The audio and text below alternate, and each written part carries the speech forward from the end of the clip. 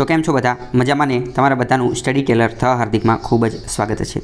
आजथी आपणे एक नवी सीरीज चालू करेली छे। आमां आपणे आर्ट एंड कल्चर, हिस्ट्री और जियोग्राफी बाबतनी जे कोईपण वस्तु हशे एना विषे चर्चा करीशुं। आनी अंदर स्पेशियल एना विषे ज आवशे। आखा महीना दरमियान अथवा थोड़ा समय दरमियान छेल्ला 10-15 दिवसमां जे हिस्ट्री एटले के इतिहास, संस्कृति एटले के आर्ट एंड कल्चर और जियोग्राफी में जे कोईपण मुद्दा चर्चा में रहता हशे एनी आपणे डिटेल में चर्चा करीशुं। अने आ विडियो मेन तो प्रिलिम्स परीक्षा जे छे एने ध्यान में राखी बनाववामां आवशे। तो पहला आज आपणे बात करीशुं। सौथी पहलो बात छे मरदानी खेल। तो मरदानी खेल डायरेक्ट परीक्षा में पूछाई जाए तो मरदानी खेल शुं छे? आ एक रीतनो डांस प्रकार है अथवा तो it is a traditional Maharashtrian armed martial art. महाराष्ट्रनी मार्शल आर्ट है। महाराष्ट्रनी शुं छे? मार्शल आर्ट है। अने आर्म्ड एटले के हथियारों द्वारा लड़वामां आवती आ आर्म्ड मार्शल आर्ट है। कई जगह महाराष्ट्रनी अंदर जोवा मळे छे। ट्रेडिशनल एटले के परंपरागत रीते जोवा मळे छे। Practised widely in the district of Kolhapur. Kolhapur जे जिल्लो जे छे कोल्हापुर महाराष्ट्रनो एनी अंदर जोवा मळे छे। परीक्षा में डायरेक्ट पूछे आ मर्दानी खेल ए क्यानुं छे? तो के ए महाराष्ट्रनुं आ आर्म्ड मार्शल आर्ट है। मार्शल आर्ट है आर्म्ड हथियारोथी लड़वामां आवे अने आ ए छे। बराबर। आज मर्दानी खेल जे छे ए फोकस एनो मुख्य फोकस कोनी होय छे? Primarily on skills of weaponry एटले के वेपन एटले के हथियारनी जे स्किल आवड़त जे छे एनी उपर स्पेशली स्वर्ड्स एटले के तलवार वडे लड़वामां आवे छे। अने स्विफ्ट मूवमेंट तलवारनी फटाफट खूब ज झड़पथी स्विफ्ट एटले के झड़पथी एनी मूवमेंट हलन चलन करवामां आवे छे। तलवारने खूब ज झड़पथी स्पीडमां फेरववामां आवे छे। Use of low stance that is suited to its originating place. Hill range में ये बधाई में आ वधु कार्य करवामां आवे छे। अहींया तमारे बीजुं शुं? It is known for the use of unique Indian पट्टा जे स्वॉर्ड जे छे। स्वॉर्ड ने अहींया शुं कहेवामां आवे छे? स्वॉर्ड ने यूनिक भारतनी जे खास एकदम अलग प्रकारनी इंडियन पट्टा जे छे। इंडियन पट्टा तलवार ने शुं कहेवामां आवे छे? तलवार ने इंडियन पट्टा कहेवामां आवे छे। एंड विटा एटले शुं? तो के कोर्डेड लेंस कहेवामां आवे छे। फेमस प्रेक्टिशनर्स इंक्लूडिंग शिवाजी जे छे ए पण आनो उपयोग करता हता। कोनो? तो के मर्दानीनो। मर्दानी शुं छे? मार्शल आर्ट छे। क्यानी? तो के महाराष्ट्रनी। बराबर। महाराष्ट्रनी आर्म्ड मार्शल आर्ट है। हवे पछी आगळ जोईए तो आगळ वात करे छे डफला हिल्स विषे। हिल्स एटले शुं? पहाड़। डफला पहाड़ीओ क्यां आवेली छे? तो डफला हिल्स पहेला क्यां आवेली छे? डायरेक्ट ए प्रश्न पूछे छे। तो आ located in the central west part of the Arunachal Pradesh. Arunachal प्रदेशनी अंदर अरुणाचल प्रदेशनो जे सेंट्रल मध्य अने पश्चिम तरफनो भाग जे छे अहींया डफला हिल्स आवेलो छे। Form a part of the lower Himalayas. Lower Himalayas एटले के नीचाणमां आवेला जे हिमालयनो जे एक भाग छे अरुणाचल प्रदेश अने अरुणाचल प्रदेशनी अंदर डफला हिल्स आवेली छे। प्रश्न डायरेक्ट एवो पूछाशे डफला हिल्स क्यां छे? तो ए अरुणाचल प्रदेशनी अंदर छे। These hills are covered with dense bamboo pine and deodar trees. आनी अंदर आज डफला हिल्सनी अंदर कया वृक्ष जोवा मळे छे? तो के डेंस एटले के खूब ज गीच, बेम्बू एटले के वांस, पाइनना वृक्षो अने देवदाરના वृक्षो जोवा मळे छे। पछी तो tribals living in these hills do shifting cultivation एटले के अहींया जे प्रजातिओ रहे छे एटले के जे आदिजातिओ एसटी लोको रहे छे ए शुं करे छे? शिफ्टिंग कल्टिवेशन एटले के झूम खेती करे छे। शिफ्टिंग कल्टिवेशन एटले शुं? एटले एक प्रकारनुं झूम कल्टिवेशन। एमां शुं होय के पहेला जंगलने कापवामां आवे, पछी अहींया खेती करवामां आवे, पछी अहींया खेती थई जाय, पछी बीजी जग्याए जवामां आवे, बीजे जंगल कापी अने पछी फरीथी अहींया खेती करे। आ बधी वस्तु होय छे। Some of the gentle slopes have been converted into terraced fields एटले के अमुक जे जेंटल स्लोप हता, अमुक जे नाना नाजुक जेवा वळांको हता ए वळांक जे छे एने फेरवी देवामां आवेला छे। कोने? टेरेस्ड फील्ड एटले के खेतरनी अंदर फेरवी देवामां आवेला छे अने अहींया खेतीने ए बधुं करवामां आवे छे। हवे आगळ जोईए तो आगळ जे छे आ मांगानियरनी वात करे छे। मांगानियर शुं छे ए तमने ख्याल होवो जोईए। तो मांगानियर विषे थोड़ी बात करीए। पहला जोईए तो आ मांगानियर जे छे द मांगानियर कम्युनिटी आ एक प्रजाति छे। आ शुं छे? प्रजाति छे। Lives in the desert of the Rajasthan. राजस्थाननो जे राजस्थाननी अंदर बाड़मेर ने जैसलमेर ने आ बधा जिल्ला आवेला छे। राजस्थाननी अंदर जे रण प्रदेश आवेलो छे ए जग्याए आ रहेवानुं कार्य करे छे। एंड सिंध इन पाकिस्तान। तो के पहला तो ए राजस्थान अने पाकिस्तान बे जग्याए जोवा मळे छे। पाकिस्तानना सिंधनी अंदर रण प्रदेशनी अंदर रहे छे अने एने शुं कहेवामां आवे छे? एने शुं कहेवामां आवे छे? तो के आ मांगानियर। आज आने एक रीते मांगणावाड़ा पण कहेवामां आवे छे। आने आनी माटे बीजो शब्द शुं छे? तो के मांगणावाड़ा। तो मांगणावाड़ा जे छे आ ए ज शब्द छे जे पाकिस्ताननी अंदर अने पाकिस्तानना सिंधमां अने बीजी कई जग्याए तो के राजस्थाननी अंदर जोवा मळे छे। They are also known for their folk music. एमने तेमना जे म्यूजिक होय एनी माटे जाणीता छे। They are the group of hereditary. आमने जे म्यूजिकनी ने बधी वस्तु मळेली होय ए वंश परंपरागत रीते हेरिडेटरी रीते मळेલું होय छे। म्यूजिशियन्स ने आ बधा लोको होय छे। Whose music has been supported by wealthy landlords. अने आमना जे आमનું જે મ્યુઝિક હોય એને સપોર્ટ કોણ કરે છે? તો કે જે વેલ્થી એટલે કે જે સંપત્તિવાળા જે લેન્ડલોર્ડ્સ જમીનના માલિકોને એ બધા હોય અને એરિસ્ટોક્રેટ અમુક જે અમીર લોકો હોય એ આમના મ્યુઝિકને એ બધાને સપોર્ટ કરતા હોય છે। ભૂતકાળની ને એ બધાની વાત કરે છે। બરાબર। હવે આગળ થોડું જીઓગ્રાફીનું જોઈએ તો જીઓગ્રાફીની અંદર આ છેલ્લા થોડા સમયથી આ સ્ટ્રેટ ઓફ હોર્મુઝ જે છે એ ખૂબ જ ચર્ચામાં છે। તો સ્ટ્રેટ ઓફ હોર્મુઝને તમે જોઈ શકો છો। આ સ્ટ્રેટ ઓફ હોર્મુઝ છે। પહેલાં તો આ વખતે જે જીપીએસસીની પરીક્ષા ગઈ એમાં પણ આ પ્રશ્ન પૂછાઈ ગયો હતો। સ્ટ્રેટ ઓફ હોર્મુઝ જે છે એ ઈરાન અને યુએઈની વચ્ચે છે અથવા તો ઈરાન અને ઓમાનની વચ્ચે છે। ખાસ પાક્કામાં પાક્કું જોવું હોય તો ઈરાન અને ઓમાનની વચ્ચે છે। ઈરાન અને ઓમાનની વચ્ચે છે। આ ઈરાન છે આખે આખું અને અહીંયા આ ઓમાન તમે જોઈ શકો છો। તો સ્ટ્રેટ ઓફ હોર્મુઝ એના વિશે વાત કરીએ તો આ વોટરવે એક રીતનો રસ્તો છે જે સેપરેટ અલગ અલગ કરે છે કોને ઈરાન અને ઓમાનને અલગ કરવાનું કાર્ય કરે છે અને જોડવાનું કાર્ય કરે છે. જો પહેલાં તો કોઈપણ પ્રકારની સ્ટેટ હોય તો એ બે કાર્ય કરતી હોય. શું? બે વસ્તુને બે વોટર બોડી એને જોડતી હોય, એટલે કે બે પાણીની વસ્તુ એને જોડતી હોય અને બે જમીનના ટુકડા હોય એને અલગ કરતી હોય. તો સ્ટેટ ઓફ હોર્મુઝ જે છે એ ઓમાન અને ઈરાનને તોડે છે. ઓમાન અને ઈરાન એ બંનેને અલગ પાડે છે. જ્યારે વાત કરીએ કે પર્શિયન ગલ્ફ અને ગલ્ફ ઓફ ઓમાન એ બંનેને જોડવાનું કાર્ય કરે છે. તો કોને જોડે છે અને કોને તોડે છે એ ખબર હોવી જોઈએ. ધ સ્ટ્રેટ ઇઝ 33 કિમી, આ 33 કિલોમીટર લાંબી 33 કિલોમીટર પહોળી છે. But the shipping land is just 3 કિમી વાઇડ, પરંતુ જે શિપિંગની લેન્થ જે છે એ માત્ર 3 કિલોમીટરની તે સાઇઝમાં છે. It provides the only C passage from Persian gulf to the open ocean. જો પર્શિયન ગલ્ફથી ઓપન ઓશનની અંદર જવું હોય તો આ એક માત્ર રસ્તો છે. પછી વાત કરીએ UAE and Saudi Arabia have sought to find other routes to bypass the strait including building more oil pipelines. Saudi Arabia અને યુએઈ જે છે એ ઘણા લાંબા સમયથી એવી વાત કરી રહ્યા છે કે આપણે એક નવો ઓલ્ટરનેટિવ રસ્તો ગોતવો જોઈએ કે જેના કારણે આને બાયપાસ કરી શકાય. હવે આપણે આને વ્યવસ્થિત મેપમાં જોવાની કોશિશ કરીએ તો મેપની અંદર તમે જોઈ શકો છો કે આ આખું એશિયા છે, અને અહીંયા ભારત છે. હવે આપણે સ્ટ્રેટ ઓફ હોર્મુઝમાં જવું હશે તો ઈરાન બાજુ જવું પડશે. તો ઈરાન બાજુ જવા માટે આપણે મિડલ ઈસ્ટમાં જવું પડશે. મિડલ ઈસ્ટ ક્યાં છે એ તમને ખબર હોવી જોઈએ. મિડલ ઈસ્ટ જે છે આને મિડલ ઈસ્ટ કહેવામાં આવે છે. મિડલ ઈસ્ટ જેને મધ્ય પૂર્વ પણ કહેવામાં આવે, કારણ કે મધ્ય અને પૂર્વ બંને તરફ છે એટલે બરાબર. તો હવે આપણે મિડલ ઈસ્ટની અંદર અહીંયા પહોંચી ગયા છીએ. ખાસ કરીને જો પહેલાં આપણે ઈરાને પહોંચી જઈએ એટલે આપણને બધો રસ્તો મળી જશે. અહીંયા ભારત છે અને ઈરાન છે. અહીંયા ભારત છે અને અહીંયા ઈરાન છે. એક મિનિટ, આ ભારત અને આ ઈરાન, બરાબર. તો ઈરાનની એક્ઝેક્ટ નીચે શું છે? ઈરાનની એક્ઝેક્ટ નીચે આ સ્ટેટ ઓફ હોર્મુઝ છે. આ જે પાણીનો સાંકડો રસ્તો જે છે એને તો સ્ટેટ ઓફ હોર્મુઝ કહેવામાં આવે છે. અહીંયા આ જે છે આ ગલ્ફ ઓફ ઓમાન છે અને આ પર્શિયન ગલ્ફ છે, બરાબર. શું? ફરીથી જોઈએ, આ ગલ્ફ ઓફ ઓમાન અને આ પર્શિયન ગલ્ફ છે. તો એ બંનેને જોડવાનું કાર્ય કરે છે. આજે આ સાંકડો રસ્તો જે છે એ આ પર્શિયન ગલ્ફ અને ગલ્ફ ઓફ ઓમાન એ બંનેને જોડે છે. જ્યારે બીજું ધ્યાનપૂર્વક જોઈએ તો આ ઈરાન અને અહીંયા જે ઓમાન જે છે ઈરાન અને ઓમાન એ બંનેને અલગ કરવાનું કાર્ય કરે છે. કેમ? કારણ કે જો અહીંયા પણ ઓમાન છે, આ ઉપરનો આ જે ટુકડો જે છે એ પણ ઓમાન છે. ઓમાન અહીંયા તો છે જ, પરંતુ અહીંયા આ જે થોડો ટુકડો જે છે એ પણ ઓમાનનો છે. આ જે યુએઈ જે છે એની ઉપર થોડોક ટુકડો જે છે એ ઓમાનનો છે. એટલે ઈરાન અને ઓમાનની વચ્ચે અથવા તો ઈરાન અને ઓમાન એ બંનેને અલગ કરવાનું કાર્ય આ સ્ટેટ ઓફ હોર્મુઝ કરે છે. જો અહીંયા લખેલું પણ છે કે સ્ટેટ ઓફ હોર્મુઝ, બરાબર, અને પર્શિયન ગલ્ફ અને ગલ્ફ ઓફ ઓમાનને જોડે છે. તો આ તમને ખ્યાલ હોવો જોઈએ. હવે આગળ આપણે વાત કરીએ તો એ પણ જિયોગ્રાફીનો ટોપિક છે. એ અરાલ સી વિશે વાત કરે છે. અરાલ સી અત્યારે ચર્ચામાં છે. અરાલ સીનો તમે આ ફોટો જોઈ શકો છો. તો અરાલ સી શું છે? રેમનેન્ટ ઓફ ધ ટેથિસ સી. ટેથિસ સીનો તે એક વસ્તુ છે. તો ટેથિસ સીનું તમે નામ સાંભળેલું હશે કે હિમાલય અત્યારે જે છે અહીંયા પહેલાં ટેથિસ સી હતો.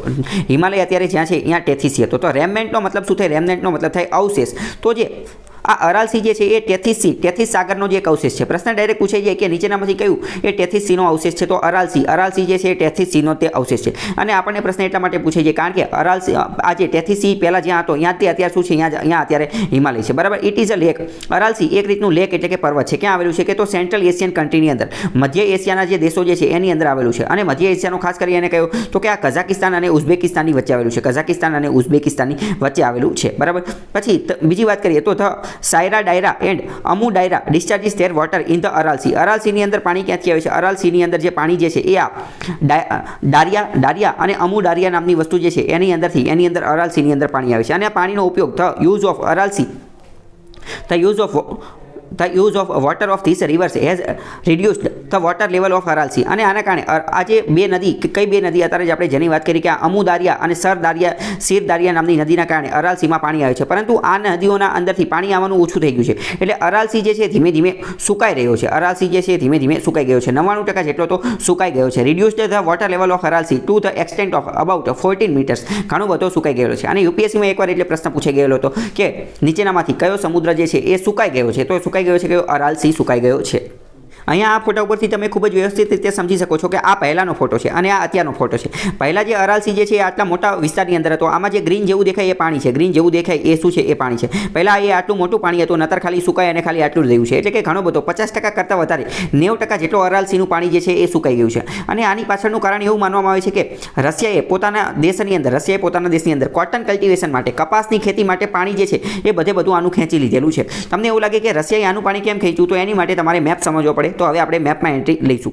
હવે આપણે અરાલસીને મેપમાં જોવાની કોશિશ કરીએ. અરાલસી પહેલાં તો એશિયામાં આવેલો છે. અહીંયા ભારત છે અને આ આખું એશિયા છે, બરાબર. તો અરાલસીમાં જવું હોય તો પહેલાં ઉઝબેકિસ્તાન બાજુ જવું પડશે. ઉઝબેકિસ્તાન એટલે કે આ જે સેન્ટ્રલ એશિયાના દેશો, સેન્ટ્રલ એશિયાના 10 દેશ વિશે તમને ખબર હોવી જોઈએ, બરાબર. આ બધા સેન્ટ્રલ એશિયાના દેશો છે.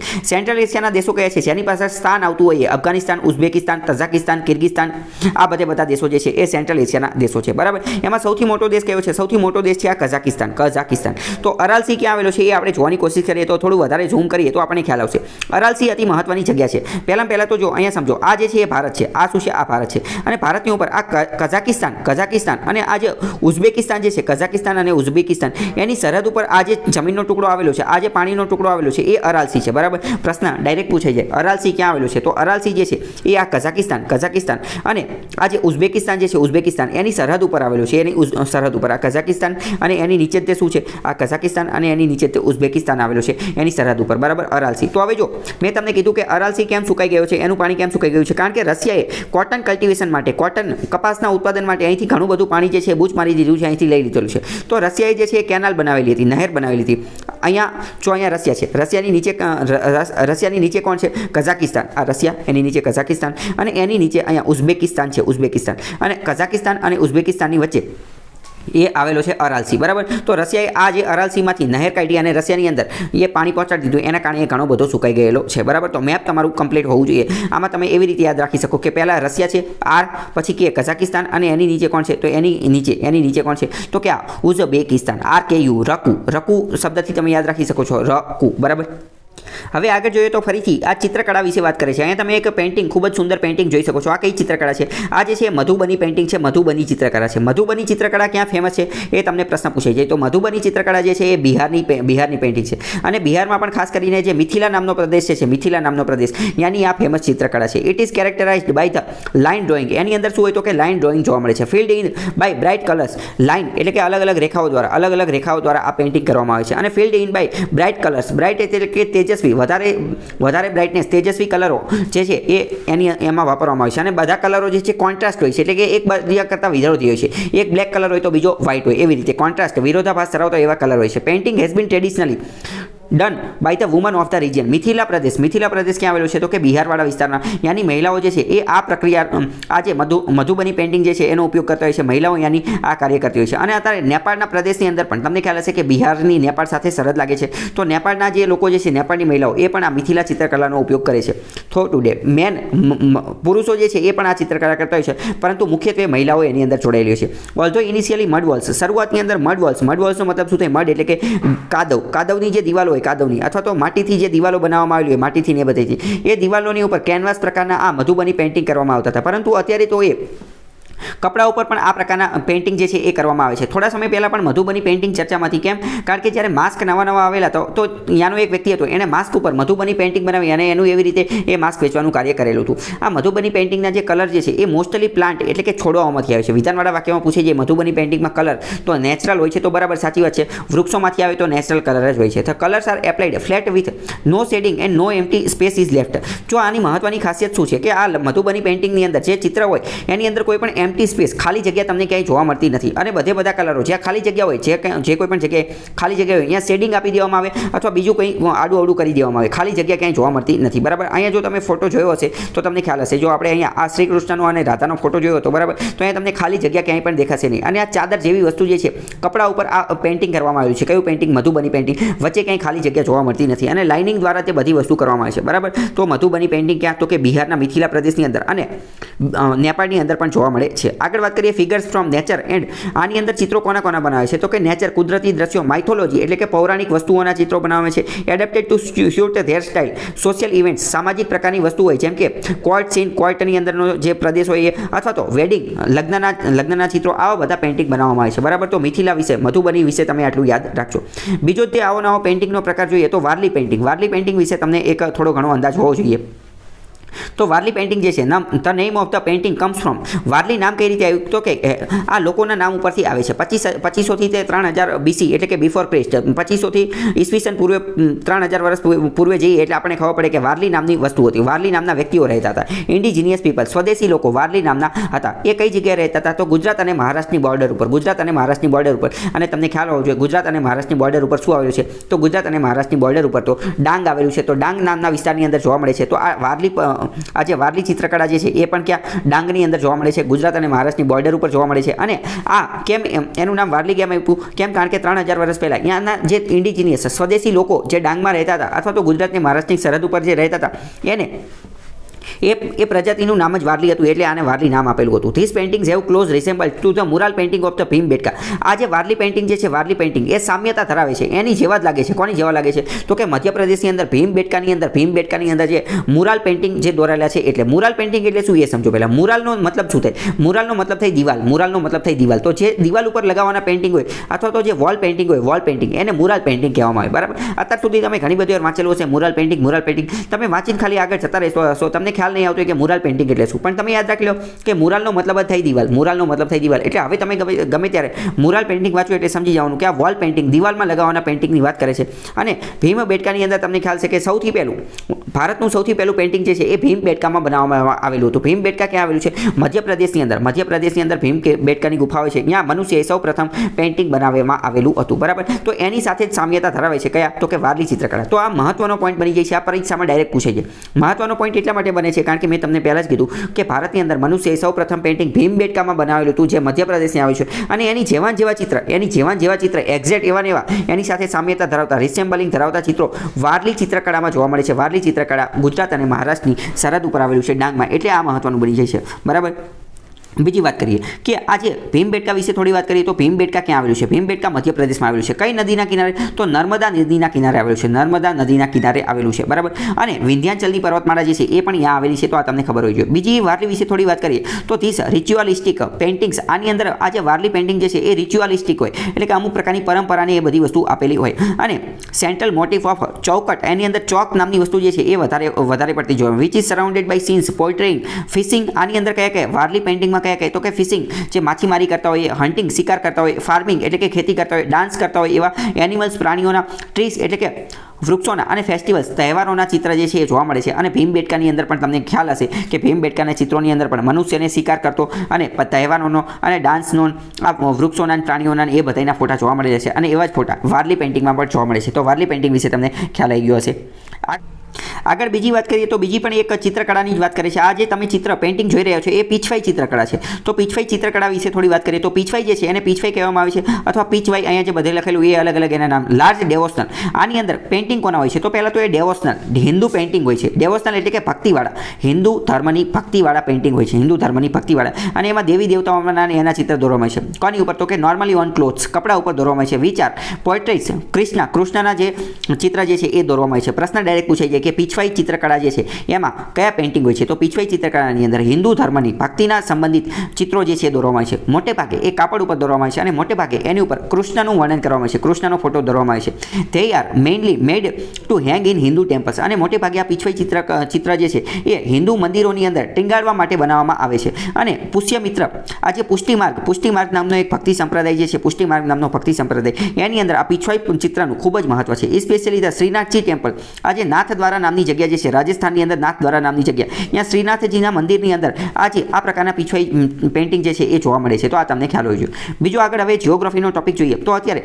કાર્ડમમ હિલ જે છે કાર્ડમમ હિલ એ ખૂબ જ મહત્વની છે કાર્ડમમ હિલને તે ઇન્નામલાઈ હિલ પણ કહેવામાં આવે છે કાર્ડમમને ગુજરાતીમાં શું કહેવાય કાર્ડમમને ગુજરાતીમાં કહે એલચી તમે જોયેલી હશે બરાબર એલચી એટલે કે જે આપણે ચામાં એમાં નાખતા હોય એ બધી એલચી બરાબર એ એલચીની વાત કરે છે તો આ કેરળની ને એ બાજુ આવેલી છે અહીંયા એલચીને એ બધું વધારે થાય છે એટલે એનું નામ કાર્ડમમ હિલ્સ આવેલું છે અથવા ઇન્નામલાઈ હિલ આની ઉપર જીપીએસસીમાં પ્રશ્ન પણ પૂછાઈ ગયો છે તો આ શું છે એની વાત કરીએ this is a range of mountains cardamom hill શું છે તો કે માઉન્ટેનની બાજુમાં, પર્વતોની બાજુમાં આવેલી એક રેન્જ છે along the border of Kerala અને તમિલનાડુ. કેરળ દક્ષિણ ભારતનો મેપ કંઈક આવી રીતનો છે, બરાબર. દક્ષિણ ભારતનો મેપ કંઈક આવી રીતનો છે. તો અહીંયા કેરળ છે ને અહીંયા તમિલનાડુ છે, બરાબર. તો એની રેન્જ સાથે સાથે ત્યાં આ પણ ચાલે છે. કોણ ચાલે છે? કાર્ડમમ હિલ્સ, કાર્ડમમની પર્વતમાળા પણ ચાલે છે.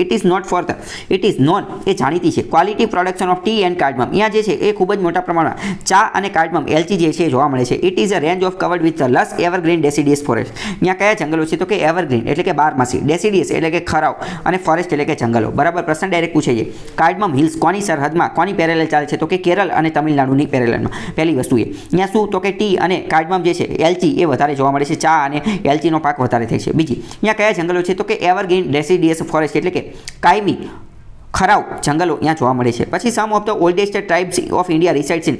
ભારતની અમુક જે જૂની જે પ્રજાતિ જે છે ટ્રાઇબ એ પણ અહીંયા વસવાટ કરે છે. Under the pressure of the fast population. પરંતુ ધીમે ધીમે આ પોપ્યુલેશન વસ્તીને એ બધું વધી રહ્યું છે અને પ્રદૂષણને એ બધું વધી રહ્યું છે. એના કારણે આ કાર્ડમમ હિલ્સને ઘણું જ નુકસાન થાય છે અને એને ઘણું નુકસાન થાય છે, બરાબર. તો આગળ બીજો પણ જિયોગ્રાફીનો ટોપિક જે છે એ કયો છે તો એ વાત કરે છે કાવેરી નદી વિશે. તો કાવેરી નદી પહેલાં તો તમે અહીંયા વહેતી જોઈ શકો છો, બરાબર. કાવેરી નદીને અહીંથી તમે વહેતી જોઈ શકો છો, બરાબર. કર્ણાટકની અંદરથી એનો ઉદ્ભવ સ્ટાર્ટ થાય છે, બરાબર. કાવેરી નદી વિશે જો કે એક અલગ સેપરેટ વિડીયો પણ મૂકેલો છે, તમારે ડિટેલમાં જાણવું હોય તો એ જાણી લેજો. કાવેરી નદી flowing through the states of, એ ક્યાંથી વહે છે તો કે કર્ણાટક અને તમિલનાડુમાંથી વહે છે. દક્ષિણ ભારતની ત્રીજા નંબરની સૌથી મોટી નદી છે. દક્ષિણ ભારતની પહેલા નંબરની સૌથી મોટી નદી ગોદાવરી, બીજા નંબરની કૃષ્ણા અને ત્રીજા નંબરની જે છે કાવેરી, બરાબર. ગોદાવરી, કૃષ્ણા અને કાવેરી દક્ષિણ ભારતની 3 મોટી નદી. વિધાનવાળા વાક્યમાં આ ક્રમમાં ગોઠવવાનું પણ પૂછાઈ શકે છે. આજે કાવેરી નદીની ટ્રિબ્યુટરી સહાયક નદીઓ જોઈએ તો હારાંગી, હેમાવતી, કાબિની, ભવાની અને અમરાવતી એ એની ટ્રિબ્યુટરી સહાયક નદીઓ છે. તો આ પણ તમને ખ્યાલ હોવો જોઈએ. આગળ બીજો પણ જિયોગ્રાફીનો ટોપિક જોઈએ તો વેસ્ટ બેંક અત્યારે ચર્ચામાં છે. વેસ્ટ બેંક ક્યાં આવેલું છે એ તમને ખબર હોય છે. તો ઇઝરાયલની અંદર આવેલું છે. જો આ ઇઝરાયલ છે, ઇઝરાયલની થોડી ઉપર આવેલું છે, એને કહેવાય વેસ્ટ બેંક. વેસ્ટ બેંક ક્યાં આવેલું છે, બરાબર. About 1.5 time of the West Bank જે છે એ ગોવા કરતાં 1.5 ગણું છે. ગોવાનું જેટલું ક્ષેત્રફળ જે છે એની કરતાં 1.5 ગણું છે. અને લેન્ડલોક ટેરેટરી છે, લેન્ડલોક પ્રદેશ છે. લેન્ડલોક એટલે કે એને કંઈ સરહદ, દરિયાની સરહદ મળતી નથી. વેસ્ટ એશિયામાં આવેલું છે અને દરિયાની સરહદ ક્યાંય મળતી નથી. જો અહીંયા મેપની અંદર આપણે જોઈ જ શકીએ છીએ કે આ વેસ્ટ બેંક છે તો ક્યાંય દરિયાની સરહદ લાગતી નથી. અને આ જે વેસ્ટ બેંક જે છે તમને એવું લાગશે કે અહીંયા ડેડ સી તો એને લાગુ પડે છે, પરંતુ ડેડ સી જે છે એ કોઈ બહુ મોટો દરિયો છે નહીં, એ સમુદ્ર છે, એ દરિયો છે નહીં, બરાબર. સમુદ્ર અને દરિયો શું એ જિયોગ્રાફીમાં ક્યારેક પછી સમજાવીશ, બરાબર. અને બીજી વાત કરીએ, પ્રશ્ન પૂછે છે કે વેસ્ટ બેંક અને જોર્ડન, જો આ વેસ્ટ બેંક છે અને વેસ્ટ બેંક અને જોર્ડન એ બંનેની સરહદ ઉપર શું આવેલું છે તો એ બંનેની સરહદ ઉપર જ ડેડ સી આવેલું છે. તો આ પણ તમને ખ્યાલ હોવો જોઈએ. વેસ્ટર્ન ડેડ સી જે છે એનું પણ મહત્વનું છે. It was captured. હવે આજે આપણે અત્યારે જેની વાત કરીએ છીએ કોની તો કે અહીંયા આપણે જોયું વેસ્ટ બેંક. વેસ્ટ બેંક જે છે, વેસ્ટ બેંક એને કેપ્ચર્ડ બાય જોર્ડન. જોર્ડને એને લઈ લીધેલું હતું. આરબ અને ઇઝરાયલની વચ્ચે યુદ્ધ થયેલું હતું 1948ની અંદર. ત્યારે જોર્ડને એ જીતી લીધેલું હતું, પરંતુ પછી આગળ જતાં ફરીથી 1967ની અંદર 6 દિવસનું યુદ્ધ થયું હતું.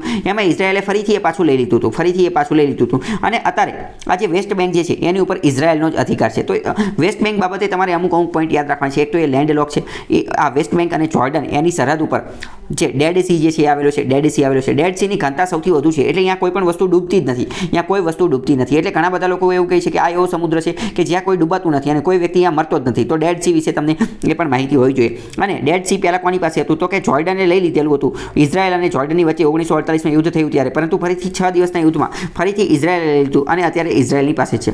ઇઝરાયલે અત્યારે શું કરેલું છે? At present there are around 130 જેટલા ઇઝરાયલી સેટલમેન્ટ ત્યાં મૂકી દીધી છે અને 26 લાખ જેટલા પેલેસ્ટાઇનના લોકો જે છે એ વેસ્ટ બેંક ઉપર વસવાટ કરે છે. Global stand over West Bank. આખો વિશ્વ વેસ્ટ બેંક વિશે શું માને છે? તો મોટાભાગના દેશો જે છે એ વેસ્ટ બેંકને એવું કહે છે કે ઇઝરાયલે આને ઇલીગલ, ગેરકાયદેસર રીતે અહીંયા કબજો કરી દીધેલો છે. મોટાભાગના દેશ એવું માને છે. યુનાઇટેડ નેશન્સ જનરલ એસેમ્બલી, સંયુક્ત રાષ્ટ્રની જે છે, સંયુક્ત રાષ્ટ્રની સામાન્ય સભા અને સંયુક્ત રાષ્ટ્રની સુરક્ષા કાઉન્સિલ, સિક્યુરિટી કાઉન્સિલ અને ઇન્ટરનેશનલ કોર્ટ ઓફ જસ્ટિસ એમને એવું કીધેલું છે કે વેસ્ટ બેંક જે છે, વેસ્ટ બેંક ઉપર ઇઝરાયલે જે પોતાના માણસો મૂકી દીધેલા છે એ હકીકતમાં 4થા નંબરનું જે જીનીવા કાઉન્સિલ જે છે, 4થા નંબરનું જીનીવા કન્વેન્શન એનું ઉલ્લંઘન છે. કેમ? કારણ કે 4થા નંબરના જીનીવા કન્વેન્શન, અહીંયા તમે એ પોઈન્ટ પણ તમારો મહત્વનું કામ થઈ જશે.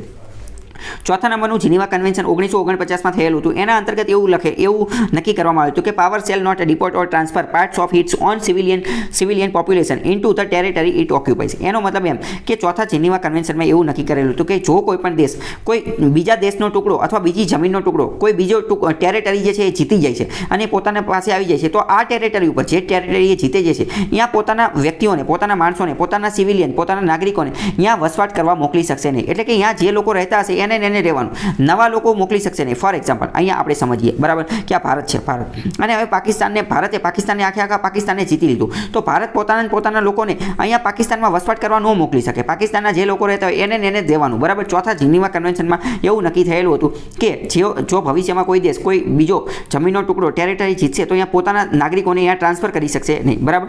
બીજી આગળ વાત કરીએ તો અત્યારે ફેની રિવર ચર્ચામાં છે. તો ફેની રિવર ક્યાં છે? ફેની રિવર ભારત અને બાંગ્લાદેશની સરહદ ઉપર છે. ભારત અને બાંગ્લાદેશની સરહદ ઉપર છે. એનું ઉદ્ગમ સ્થાન ક્યાં છે? તો એનું ઉદ્ગમ સ્થાન જે છે એ ત્રિપુરા જિલ્લામાંથી થાય છે. ત્રિપુરા જિલ્લામાંથી થાય છે બરાબર. તો રિવર પાસીસ થ્રુ સબરૂમ ટાઉન, સબરૂમ નામનું ટાઉન જે છે અહીંયાથી એ ઉદ્ભવે છે ભારતની તરફથી અને મીટ્સ બે ઓફ બેંગાલ, બંગાળની ખાડીને મળે છે અને બાંગ્લાદેશની અંદર પણ એ નદી વહે છે.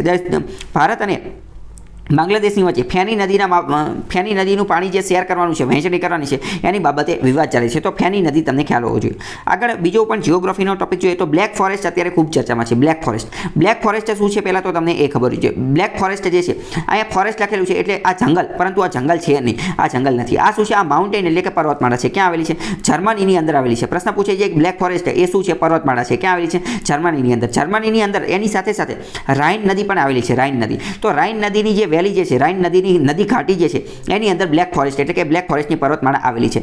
તમને ખબર હોવી જોઈએ વેલી એટલે ઘાટી. ઘાટીનો મતલબ શું થાય? ઘાટીનો મતલબ થાય બે પર્વત હોય, બે પર્વત એની વચ્ચે જે રસ્તો હોય, એની વચ્ચેનો જે રસ્તો હોય એને કહેવામાં આવે વેલી એટલે કે ઘાટી. બે પર્વત વચ્ચેનો મોટો રસ્તો, બે પર્વત વચ્ચેનો મોટો રસ્તો. અને આ જે બે પર્વત વચ્ચેનો મોટો રસ્તો જે છે આ બ્લેક ફોરેસ્ટ અને એક બીજો પર્વત છે એ બંનેની વચ્ચે તે રાહાઇન નદી પણ વહે છે. તો રાહાઇન નદી, બ્લેક ફોરેસ્ટ આ બધું ક્યાં? જર્મનીમાં આવેલું છે. ઇટ્સ હાઈએસ્ટ પોઈન્ટ, એનું ઊંચું પોઈન્ટ 1493 મીટરનું ઊંચું છે સી લેવલથી. It is covered with evergreen coniferous forest. ત્યાં કયા જંગલો હોય છે? તો કે એવરગ્રીન એટલે કે કાયમી અથવા તો બારમાસી. કોનિફેરસનો મતલબ શું થાય? કોનિફેરસનો મતલબ શંકુ આકારના જે જંગલો હોય. તમે અમુક વૃક્ષો જોયેલા છે પહાડીવાળા વિસ્તારની અંદર, આવા વૃક્ષો હોય બરાબર. જે ક્રિસમસ ટ્રી તમે જોયેલું એ ટાઈપના, એને શંકુદ્રુમ વૃક્ષો કહેવામાં આવે છે અને ઇંગ્લિશમાં કોનિફેરસ ફોરેસ્ટ કહેવામાં આવે છે. પછી બીજી વાત કરીએ તો ફોરેસ્ટ વેસ્ડ ઇન્ડસ્ટ્રીઝ. ત્યાં જે ફોરેસ્ટવાળી જે ઇન્ડસ્ટ્રી ઉદ્યોગો જોવા મળે છે કઈ જગ્યાએ? બ્લેક ફોરેસ્ટની અંદર. જેમ કે લંબરગીમ, પેપર પલ્પ, પેપરનો માવો બનાવો અથવા બીજી અમુક ફૂડ પ્રોસેસિંગ જે હોય એ ઇન્ડસ્ટ્રી, પછી ઇલેક્ટ્રોનિક ગુડ્સ, લાઇટ મશીનરી અને કેમિકલ, આ બધા અહીંયા આ ઉદ્યોગો જોવા મળે છે બરાબર. બીજી થોડી વાત કરીએ તો બીજી શેની વાત કરીએ છીએ તો અહીંયા તમે એક પેઇન્ટિંગ જોઈ શકો છો. આ પેઇન્ટિંગ કયું છે? આ પેઇન્ટિંગ જે છે એને બની થની કહેવામાં આવે છે. આને શું? બની થની કહેવામાં. બની થની ક્યાંની ચિત્રકળા છે એ તમને ખબર હોવી જોઈએ. તો બની થની ચિત્રકળા જે છે એ રાજસ્થાનની અંદર મહત્વની છે, રાજસ્થાનની અંદર. અને બની થનીની અંદર શું હોય? તો પહેલાં તો it portraits woman who is એલિજન્ટ, મહિલાઓનું ચિત્ર એમાં બનાવવામાં આવે છે. બની થની વોઝ પેઇન્ટેડ બાય, અને બીજું એ પણ યાદ રાખવાનું છે બની થની જે ચિત્ર અત્યારે આપણે જે ઉપર ચિત્ર જોયું છે મહિલાનું ચિત્ર, એ ચિત્રનું નામ જ બની થની હતું. બની થનીના ચિત્રકાર કોણ હતા? તો એ ચિત્ર બનાવવાનું કાર્ય જે છે એ આર્ટિસ્ટ નિહાલ ચંદે કરેલું હતું. યુપીએસસીમાં પ્રશ્ન પૂછાઈ ગયેલો છે કે બની થની ચિત્ર કોણે બનાવેલું છે? તો જવાબ આવે નિહાલ ચંદ. કોણ? Nihal Chand. She was a singer, poet and આ જે બની થની જે છે એ કોણ હતું? બની થની કોણ હતું? બની થની જે છે સિંગર એટલે કે ગીતકાર હતા, પોએટ એટલે કે કવિ હતા. કઈ જગ્યાએ? તો કે Kishangarh in the king of Savant Singh નામના રાજા હતા. સાવંત સિંહના રાજાના સમયગાળા દરમિયાન કિશનગઢની અંદર બની થની જે છે એ સિંગર અને પોએટ હતા. એનું આ ચિત્ર બનાવેલું છે. કોણે બનાવેલું છે? તો અત્યારે જ આપણે જોયું નિહાલ ચંદે એનું પેઇન્ટિંગ બનાવેલું છે. કોનું? બની થનીનું. બની થની કોણ? તો અત્યારે જ આપણે જોયું આ જે મહિલા જે છે એનું નામ જ બની થની છે. ઓકે, આગળ થોડી વાત કરીએ તો ભારતના ડાન્સ ફોર્મ એ બધા અહીંયા આપેલા છે, એ તમે પોઝ કરીને જોઈ લેજો બરાબર. અને બાકી અહીંયા તમે જોઈ શકો છો, આ તમે બધા પોઝ કરીને જોઈ શકો છો, કારણ કે આ બધી એક્ઝામ માટે મહત્વના હોય છે. એ હું અત્યારે ચલાવીશ નહીં બરાબર. બધા રાજ્ય વાઇઝ આપેલા છે એ તમે જોઈ શકશો બરાબર. અને બીજી વાત કરીએ તો આ અત્યાર સુધી મેં જેટલું પણ ચલાવ્યું એ બધી વસ્તુ મેં ઓલરેડી ટેલિગ્રામમાં શેર કરેલી છે બરાબર. તો ટેલિગ્રામમાં જઈને પણ તમે વાંચી શકો છો રિવિઝન માટે, એ બધા માટે. બાકી પ્રિલિમ્સ એક્ઝામ માટે આ મહત્વનો વિડીયો હતો.